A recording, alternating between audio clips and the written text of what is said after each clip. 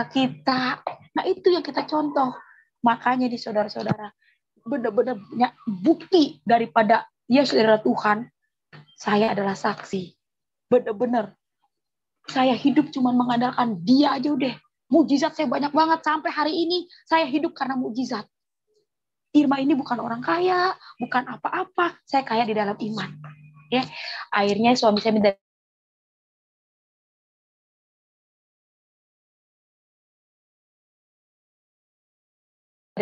pemberkatan. Anak saya 4 sekarang. Moses Alexa Pariaji, Angel Kimberly Agurela, Abraham Israel Wakim, Ratu Yerusalem Kezia Susilo. Itu 4 anak saya. Itu semuanya sesar. Semuanya disesar. Itu perut kita nih, apa dibeder, apa dokter, apa geleng-geleng. Katanya setahun itu 1. Ibu ini ya, ibu ini macam-macam loh. Ibu ini main-main sama Tuhan. Saya orang Kristen katanya. Sesar itu nggak boleh jaraknya berdekat. Saya setahun 1. Udah berapa kali saya divonis mati. Kagak mati-mati. Makanya nih, sekarang zaman ini udah mau sampai wahyu. Kita lagi menjalani sampai wahyu. Penggenapan firman Tuhan sampai wahyu. Berjaga-jagalah engkau. Kalau kita ngomongin hari-hari ini bakalan pulih, itu namanya mimpi. Yesus bilang hari ke depannya makin jahat. Kita anak-anak Tuhan disuruh berjaga-jaga. Ya, kita nggak bilang corona itu nggak ada. Tertulis di Alkitab, virus itu ada. Akan datang penyakit campar, ada itu. Penyakit campar di dalam Alkitab. Tapi khusus buat anak-anak Tuhan, ya, itu nggak bakalan. Walaupun diizinkan kata pendeta itu ada karena corona, itu atas izin Tuhan. Nggak usah kecewa. Lah belum lama nih, seminggu saya diisolasi. Seminggu orang yang positif, saya yang diisolasi. Seminggu saudara-saudara saya diisolasi. Tapi karena puji Tuhan saya udah punya kunci. Nah itulah, wah luar biasa banget deh. Ketika kita tahu Yesus yang punya surga, dia yang punya otoritas dunia, takut paling sebentar. Langsung kita dituntun. Kita diingetin sama Tuhan. Iblis itu datang mencuri, membunuh, membinasakan. Dia itu adalah pendakwah. Jadi ketika dia mendakwah kita, tuh lihat anak lu masih kecil-kecil, lu diisolasi. Oh saya tengking. Langsung saya bilang, hai engkau iblis, gue ini biji matanya Elohim. Darah Yesus dari ujung rambut sampai ujung kaki mengalir dalam aliran saya dan keluarga, anak-anak, suami. Tutup bungkus darah Yesus itu darah yang suci, darah yang ajaib. Makanya saya percaya kalau Tuhan ada sama kita, di kita nggak akan bisa masuk itu yang begitu-gituan. Ya. Jadi Yesusnya yang besar, bukan yang lagi bergema ini. Banyak anak-anak Tuhan takut, ya kan? Itu orang salaman aja begini, saya jujur saya sedih. Makanya kemarin saya cerita sama teman-teman, saya sedih kalau ngeliat hamba Tuhan pada begini salamannya, lupa sama Galatia. Berapa itu Galatia 2 ayat 9. Sedangkan orang bersalaman itu adalah orang yang bersekutu sama Tuhan. Nah, jadi udah jangan disamain, maksudnya orang dunia sama anak-anak Tuhan itu berbeda. Harus ada perbedaan. Ini nih, makanya kita sampaikan sama saudara-saudara yang pada nonton, ya, itulah kesaksian hidup saya, banyak banget mukjizatnya Tuhan, tapi saya mau sampaikan sekali lagi bagaimana anak-anak yang dibilang anak-anak Tuhan Yesus, yaitu dialah punya buah-buah roh. Jangan kebanyakan ngomongin firman, kalau kasihnya nggak ada. Di hari-hari terakhir, ini banyak orang berdebat masalah vaksin, masalah ini, yang Tuhan mau, ini yang saya mau sampaikan, janganlah kasihmu itu menjadi dingin. Itu yang Tuhan ingatkan sama saya bilang sama suami, sama siapa aja saya bilang, saya mau bagi, janganlah kasih itu menjadi dingin.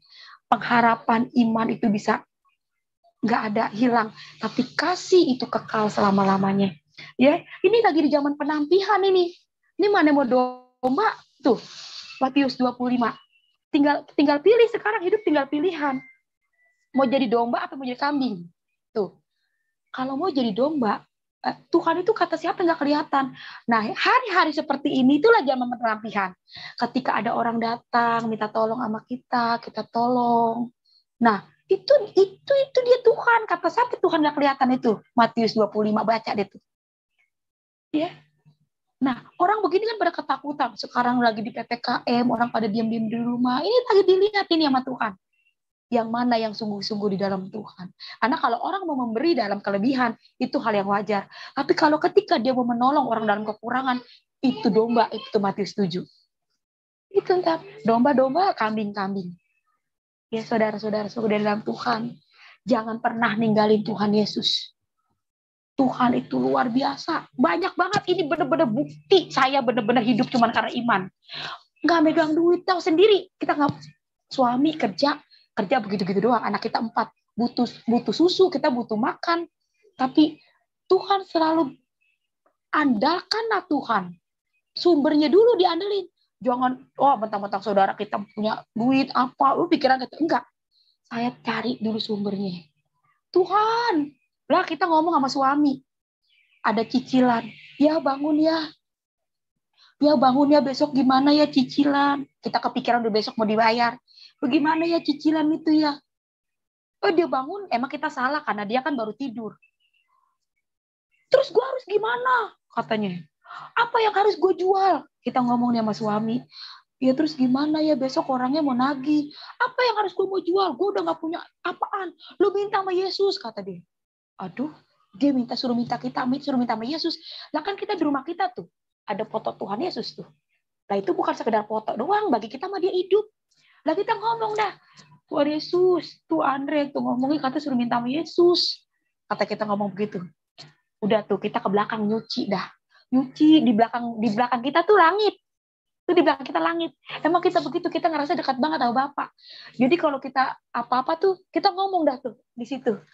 Bapak, kita teriak-teriak dah tuh dada kita sambil meres cucian ini. Bapak, kata kita besok kita, aduh Bapak, besok orang nagih dah Tuhan, bagaimana ini Tuhan? Bapak, Tuhan Yesus, sambil kita peres. Nah tiba-tiba ada telepon. Ada WA.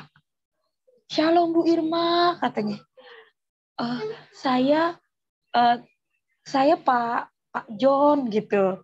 Saya Pak John, kata gitu. Dari YouTube dia kenal kita. Saya mau memberkati Bu Irma. Ini bukan dari saya loh Bu. Dia ngomongnya begitu nih, nonton kali ini Pak John. Ini bukan dari saya loh Bu. Ini dari Tuhan Yesus. Padahal kita kenal sama dia juga kagak. Dia orangnya tinggalnya di Manado. Ini bukan dari saya Bu, ini dari Tuhan Yesus. Lah tadinya kita mau jawab, lah emang kita dari tadi mintanya sama Yesus, dada-dadahan baik gitu. Kalau kita minta sama situ kan kita gak kenal. Orang kita minta sama Yesus gitu. Bener, itulah Tuhan kita. Mujizat terus mujizat diisolasi seminggu. Banyak banget yang ngirimin telur. Apa aja kita dikirimin. Lah makanan banyak banget. Di ATM ada duit 2.400.000. Tuh. Kita diisolasi, Tuhan cukupin. Lah kalau bukan Yesus siapa itu coba? Makanya emak kita udah percaya sama Tuhan Yesus, adik kita udah percaya sama Tuhan Yesus. Jadi bukan karena kita paksa, memang karena kita hidup di luar Tuhan kita nggak sanggup. Ujilah Tuhan. Maaf ini sebelumnya ya kalau ada yang nonton, kita di luar Kristen, kita bukan ngejelek-jelekin agama, kagak kita kagak mau ngejelek-jelekin agama di luar Kristen.